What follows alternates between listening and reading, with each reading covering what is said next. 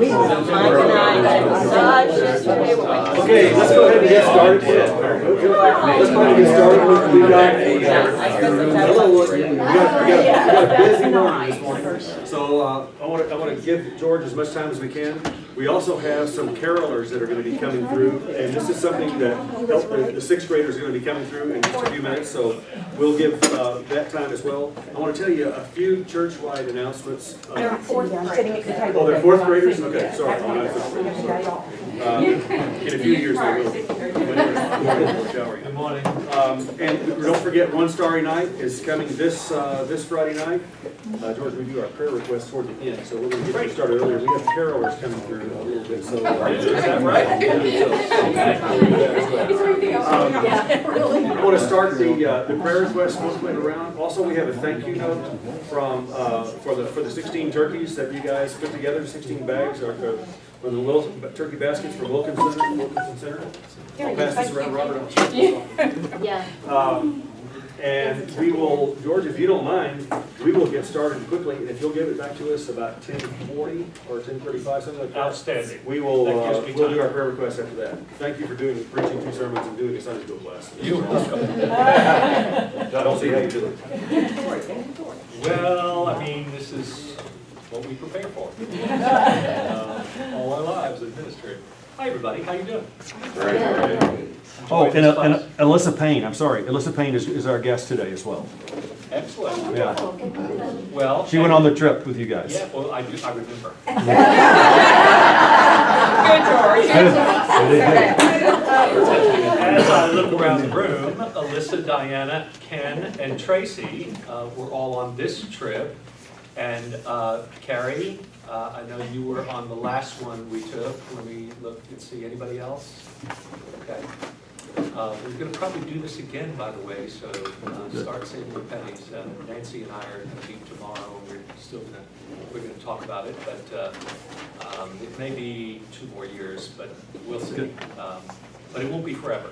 So Can't be soon enough as far as I'm concerned. yeah, you would go again? I would go again. How about that? Ken, No. Ken soaked it all up, didn't he? He really did. And actually, today will be a good example of why going gives you a different perspective on reading the Scripture, because we're going to be talking about a passage of Scripture in places that we walked and talked and saw with our own eyes and all of that. And that's really one of the interesting things about travel, of course, and travel to the Holy Land in particular, because in your imagination before you go to one of these places, you have all sorts of preconceptions. But when you go, what are some of the insights, that those of you who went, what surprised you, or what's a big takeaway when you actually saw and were in those Bible places? Anything you want to offer? Scale. Tell us more. What? Scale. Scale. Right. Scale.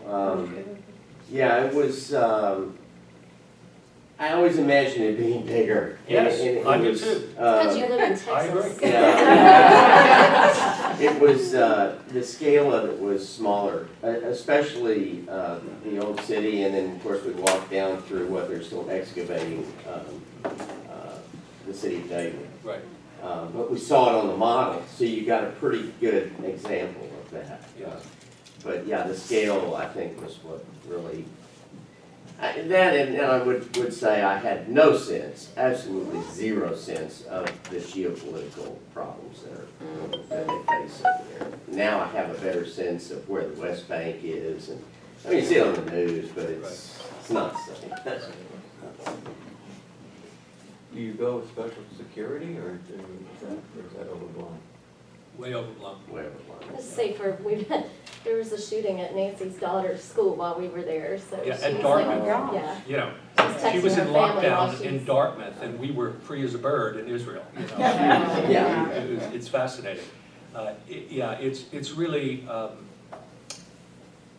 the Gaza Strip is still a very volatile place. The tensions on the West Bank are real, but the violence is not. The biggest key is that the Israeli Defense Forces and the Palestinian Defense Forces are working together. And they are thwarting terrorist activity all the time.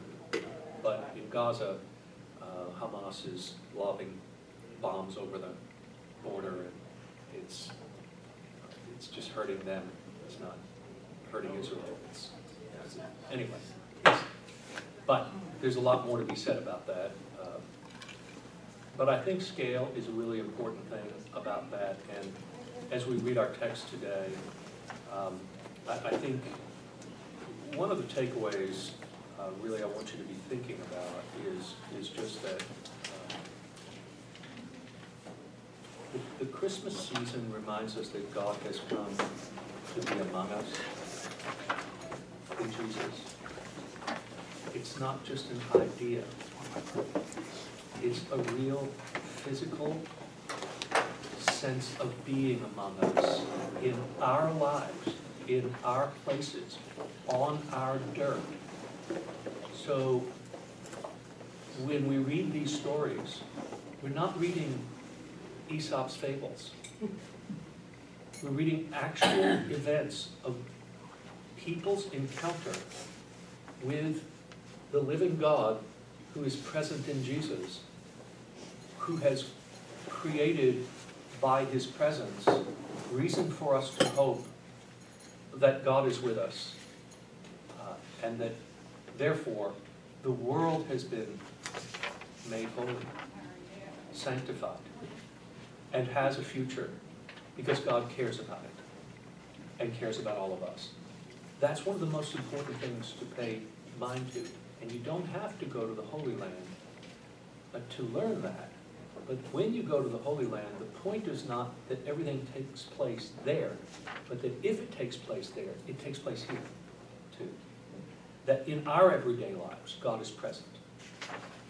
And we can expect that a Jesus who once was bound physically by one body as a man from the Galilee is now no longer bound in the body of one man, but is free to meet us through the bodies of all those who live in his name. That's a powerful and wondrous thing, and calls us to take up that mission too. So that's, I think, one of the important takeaways as we read this. So we're in chapter 8 of Matthew today, and it's the first 17 verses. Before we read it, let me give you a little background on what's going on here. We've just finished the Sermon on the Mount.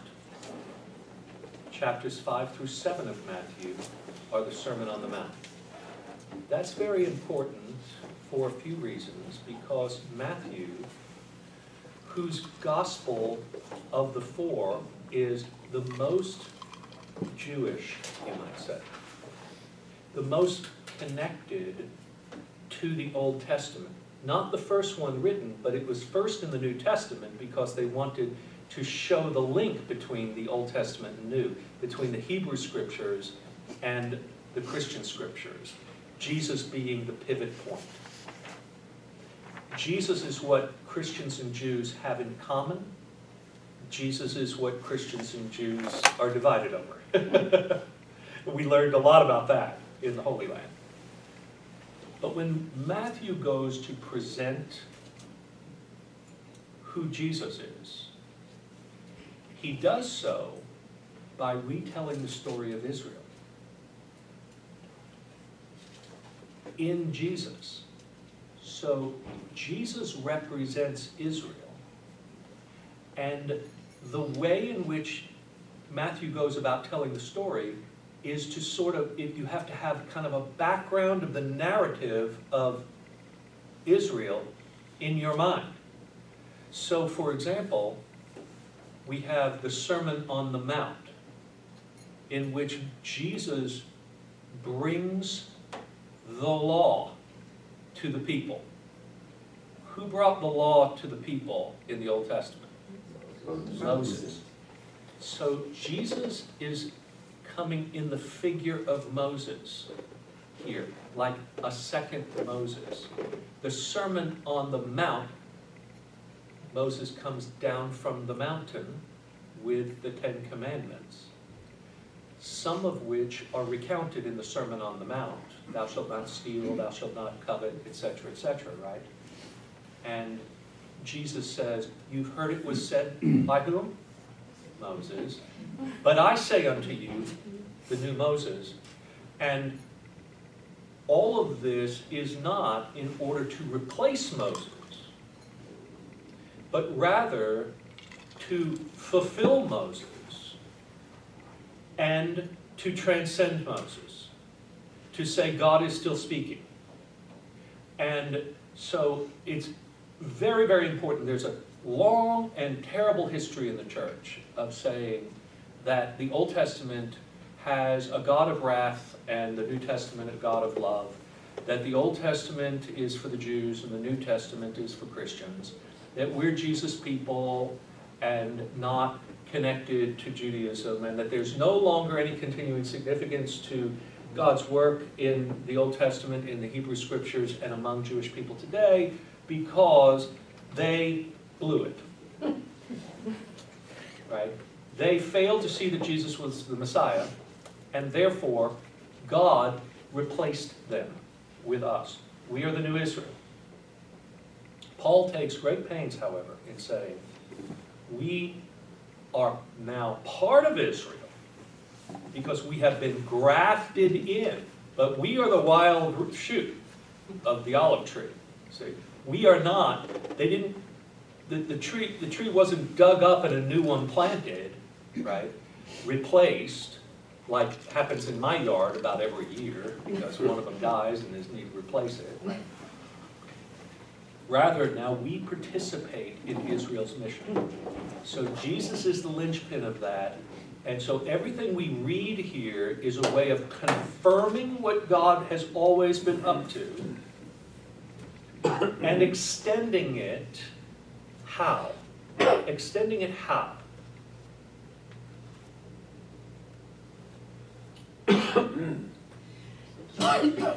Into us? Yes. Who is us, Mike? Gentiles. Yeah. Well, it's everyone. To everyone, exactly. So if there is a way of talking about how Israel failed, it failed because in keeping its distinctiveness and its Jewishness as part of a community of identity around the law, it did so often at the expense of its mission to the world, to the Gentiles. Right? It did so by reinforcing that the Gentiles were unclean, that the Gentiles were not the people of God, etc., when in fact in the Old Testament, especially in Isaiah, you see that the mission of Israel is to be a light to the nations. The nations, by the way, nations is a word in the Greek that is ethnoi, to the ethnoi, the ethnic peoples who are other than the Jews. And that's the goyim, as they say in Hebrew, the Gentiles. That's us. But Gentiles even becomes a cipher for all outsiders of every kind. See? And so what we're going to get here is we're going to move from Jesus in his validating of the law by his teaching, the Messiah whose teaching we hear in chapters 5 to 7, to now in the next chapters, and we're going to be looking just at these first 17 verses in this new section, Jesus in his healing and miracle powers. Okay? So it's word and it's deed. It's the coming together of the transformation of life through receiving the word and the transformation of life through the touch and experience of wellness and peace and wholeness that God wants for the world and for all the world. Right? So we begin to see this take place in chapter 8. So Jesus was preaching to Jews or Gentiles? Jews. Jews, okay. He was preaching to Jews, but in the area of Israel that was known to have the most Gentiles. So the Galilee was called the Galilee of the Gentiles. That's where Nazareth was. That's where Jesus is from. So he's a Jew who is living in a land that is dominated by Gentiles. He's not born into, I mean, he's born in Bethlehem, but he's not reared or identified in the real Jewish section, you might say. Nazareth, what you would have seen if you came to, Nazareth is a bustling town today, but it probably didn't have any more than about 400 people in Jesus' day. I mean, think of it, it's not even a one-stoplight town, you know, Nazareth at the time. So Jesus was reared in a carpenter's house. Carpentry was a more general concept for a tradesman, and probably Joseph was a stone worker as much as a woodworker, and probably 5 miles from Nazareth is where he worked mostly, and that is in a place just northwest of Nazareth that you can see Nazareth from, a place called Sepphoris, which the Jews called Zippori. So you're trying to make him a Mason? Yes, I'm trying to make Joseph a Mason. But not a, what do they call that, 39 degrees Mason, or whatever it takes to be, not one of those. There were no Arabs at the Sermon on the Mount. We don't think so. There's no indication that. There's always talk of the inclusion of Gentiles, Right. and I often wonder why there wasn't an inclusion of Arabs. Well, That's probably a story for another day, but it's a good question. The Canaanites originally were from that area, and they would have been there, and probably would have been conceived of as outsiders and probably Gentiles, because Gentiles was more of a word for non-Jews. However, remember that when you use the term anti-Semite, almost always we think that means anti-Jewish. What you need to realize is Arabs are Semites too. So if you're anti-Arab, you're also anti-Semitic. Because Arabs and Jews are Semitic cousins from that bloodline, which is just an interesting little tidbit, I suppose, to keep in mind. So are we too early in history at this point for there to have been Muslims in his audience? Okay. That's right, yes. 7th century, early 7th century, we get Muhammad. Okay. Islam doesn't come into being until early 7th century. So what religion would the Gentiles have had at this time? Right, so they would have been pagans, and some of them would have been still practicing just pagan sacrifices. Excuse me. But remember that by this time, Rome occupied all of the Holy Land. It was a Roman territory. So there was presence, and we're going to see a Roman centurion in this text. There was a presence of Rome everywhere, and Roman temples and Roman worship, which was polytheistic also. There were many gods, but also one of the big challenges is that every emperor made himself a god. So there was emperor worship too, and that was a big challenge. So more Romans than leftover Babylonians. yes, well, there were Samaritans still in the land, but there were never really Babylonians. There were just Jews that came back from Babylon. But the Canaanites were the native inhabitants. When Joshua crossed over the Jordan with the Israelites originally around the year 1200 BC. Question. It was the Canaanites' birth. Could you describe pagan Yeah. or paganism? Does that describe Romans and everybody that's not Jewish? No, it doesn't describe Mormons. Pagans would be people whose worship is grounded in nature, and in more nativist understanding of the spirit world and practices related to the earth and that kind of thing. They would not be a religion that is a revealed religion where it's founded in a revelation from the one God, say, for instance. So it would be either sort of an animist religion, or it would be a polytheistic religion with many gods. Mount Olympus, So Native Americans would be considered pagan? yes. Right, Hinduism, right. you say? And don't take that, I'm sorry? Hinduism as well? No, not really Hinduism. We wouldn't call Hinduism paganism.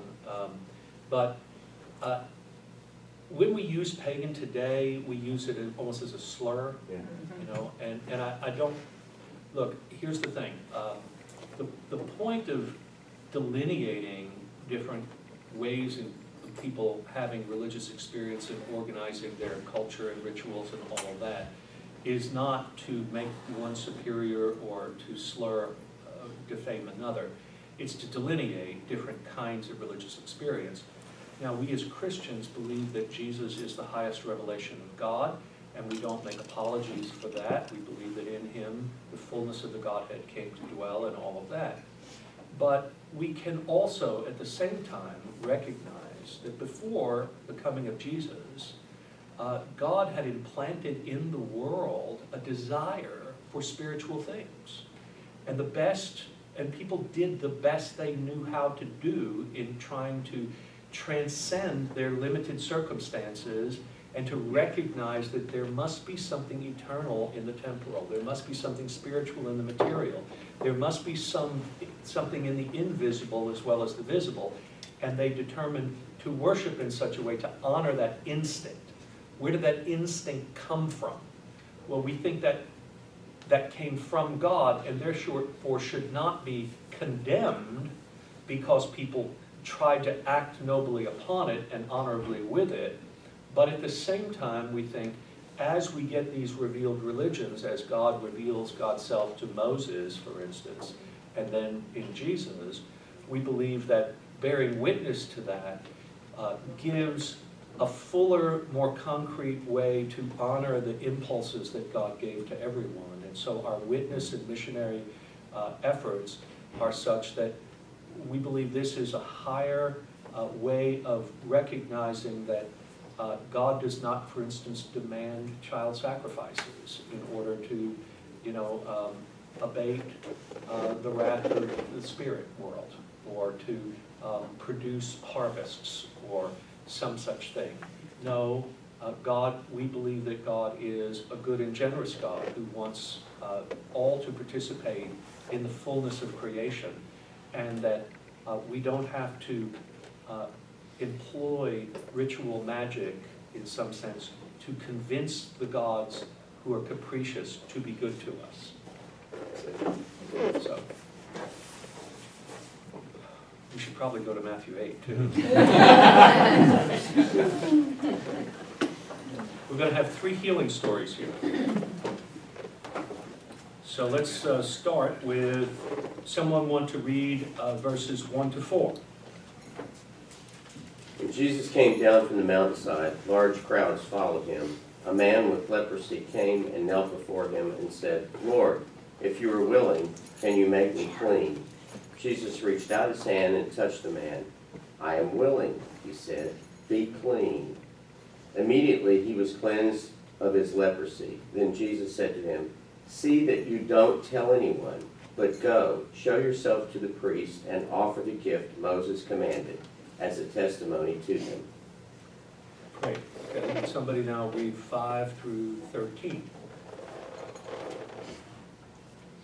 when he entered Capernaum, a centurion came to him, appealing to him and saying, Lord, my servant is lying at home paralyzed in terrible distress. And he said to him, I will come and cure him. The centurion answered, Lord, I am not worthy to have you come under my roof, but only speak the word, and my servant will be healed. For I also am a man under authority with soldiers under me, and I say to one, go, and he goes, and to another, come, and he comes to my slave. Do this, and the slave does it. When Jesus heard him, he was amazed and said to those who followed him, truly I tell you, in no one in Israel have I found such faith. I tell you, many will come from east and west and will be with Abraham and Isaac and Jacob in the kingdom of heaven, while the heirs of the kingdom will be thrown into the outer darkness, where there will be weeping and gnashing of teeth. And to the centurion Jesus said, go, let it be done for you according to your faith. And the servant was healed in that hour. Pause. Yes, okay. Good morning, ladies and gentlemen. We are the fourth grade Sunday school class that likes to provide some Christmas caroling and some Christmas cheer. And if y'all know the songs, which you might at this age, sing along with us. All right.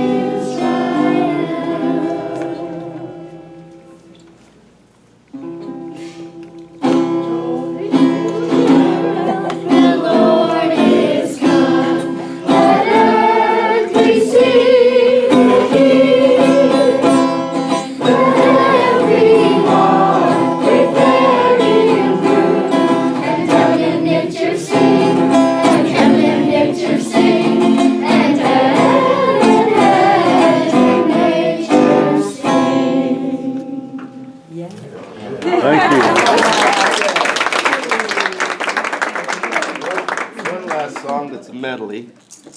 You might know it, or you might know all three. So if you want to sing along with us, please do. Emmanuel.